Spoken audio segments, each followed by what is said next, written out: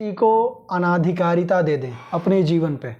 ठीक है, सरल होने का तात्पर्य ये है कि अपने जीवन को सत्यता के साथ जियो, सत्यनिष्ठता के साथ जियो।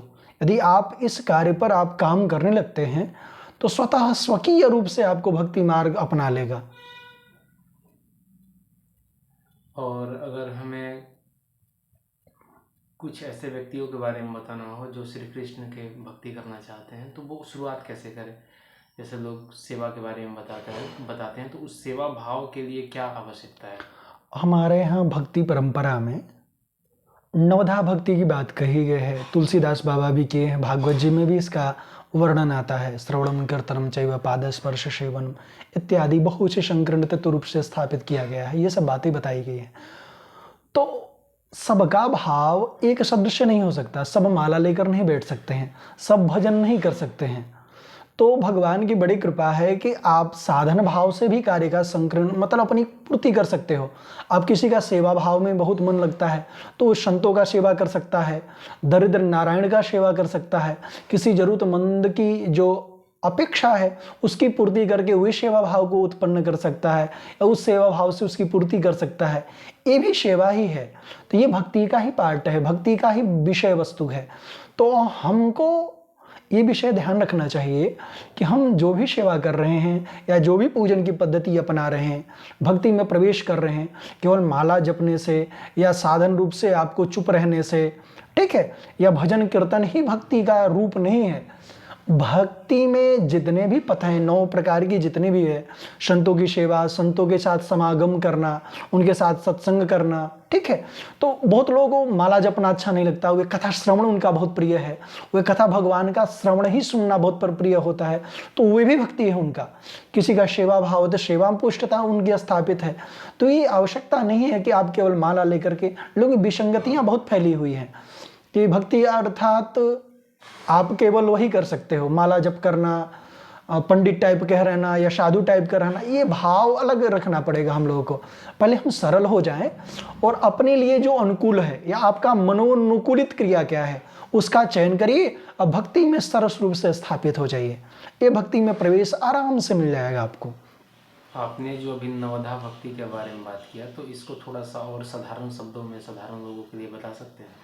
तो नवधा भक्ति जो है ना, तो कहते हैं पहले श्रवण करने वाली वृत्ति स्थापित करिए, तो भगवान की कथाओं का श्रवण करें, उनका भजन का श्रवण करें, ठीक है। फिर कीर्तन आता है, कीर्तन करने का विधान है। अब भगवान का नाम जप कर रहे हो, दिव्य रूप से आराम से करते रहो, कोई दिक्कत नहीं है। जितना हो सके आप भजन करो। जैसे हमारे अभी प्रेमानंद जी महाराज हैं, वो नाम जप पर बड़ा विशेष ध्यान देते हैं। तो ऐसा नहीं उनके, क्योंकि बहुत से मार्ग हैं, तो बहुत से मार्ग वाले लोगों के लिए लगेगा कि नहीं जी केवल नाम जप से ही भगवत प्राप्ति होगी, ऐसा नहीं है मान्यवर। आप संकीर्तन करके भी प्राप्त कर सकते हैं, आप सेवा भाव से भी प्राप्त कर सकते हैं, ठीक है, आप जप करके भी प्राप्त कर सकते हैं। तो भी बहुत सा वितंडताओं से छोड़ करके आप पहले सरल होइए। पहले प्रथमतः मूल विषय ये है, आपको सरल होना पड़ेगा भैया, किसी भी स्थिति में आपको प्राप्त। अब हम लोग क्या करें कि नवाचार एक भक्ति का रूप भी हो गया, दिखावापन। तो हम भक्ति को एक रूप देखने के लिए या एक अलग स्थिति में देखने के लिए या स्थापित करने के लिए अलग अलग प्रकार का हम आडंबर रच रहे हैं। हम सेवा तो कर रहे हैं, लेकिन सेवा को हम प्रकट करके संसार को भी दिखाना चाहते हैं। कहा जाता है कि भोजन भजन, ठीक है, ये पर्दा का अधिकारी है, मतलब माना जाता है कि इसको आप गोपनीय रूप से करना चाहिए, दिखावे का वस्तु नहीं है ये। शांत होकर के, एकांत होकर के, इसको एकांत होकर के और अंतःवृत्ति में स्थापित होकर के करना चाहिए भजन। अब दिखावा करोगे तो फिर तो भक्ति पुष्ट नहीं होनी चाहिए, होगी ही नहीं, क्षण होता जाएगा, क्षय होता जाएगा। और एक और बात, भक्ति के लिए उतावलापन आवश्यकता नहीं है। उतावलापन किसमें है?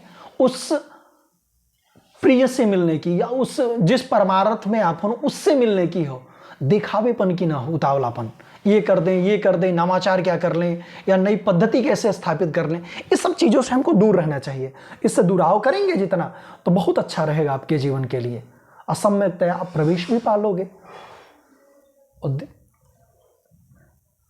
और दिखावेपन से आप बचोगे ना, तो आपकी भक्ति पुष्ट भी होगी। आप जिससे कहोगे भक्ति के बारे में ना, एक बार उसके जीवन में उतर जाएगा।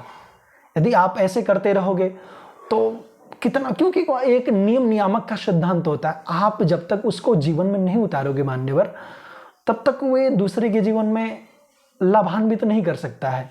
भले जो भी आप कह रहे हो, भक्ति का मार्ग हो या ज्ञान का मार्ग हो या योग का मार्ग हो या कोई भी साधन हो, जब तक आप अपने पर अनुभव नहीं किए हो, लागू नहीं किए हो, जिए नहीं हो, आप कैसे बता सकते हो।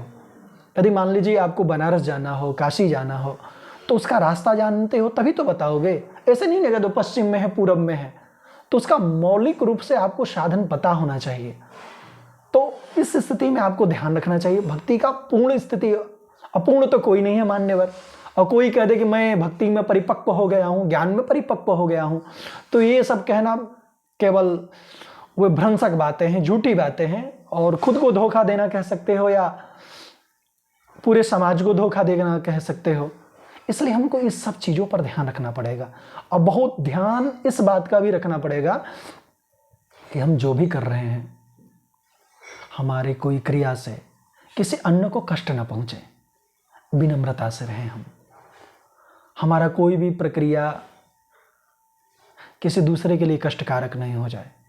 अब भक्ति का आपका संकीर्तन की आदत है, किसी के साथ आप संग कर रहे हो, वहाँ भक्ति के लिए आप लगे कीर्तन करने जोर जोर से, तो किसी के लिए आप व्यवधान न बनिए, उनके निजता में आप कष्टकारक न बनिए। भजन का विधा ये नहीं है कि आप चिल्लाकर ही गा सकते हो, मानसिक जप भी होता है, मानसिक कीर्तन भी होता है, तो आप उसमें कर लो ना।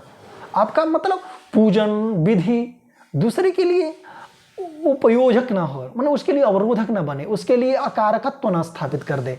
आप प्रसन्नचित होकर के प्रेम पूर्वक भजन कर सकते हो, जप कर सकते हो, जो भी हो।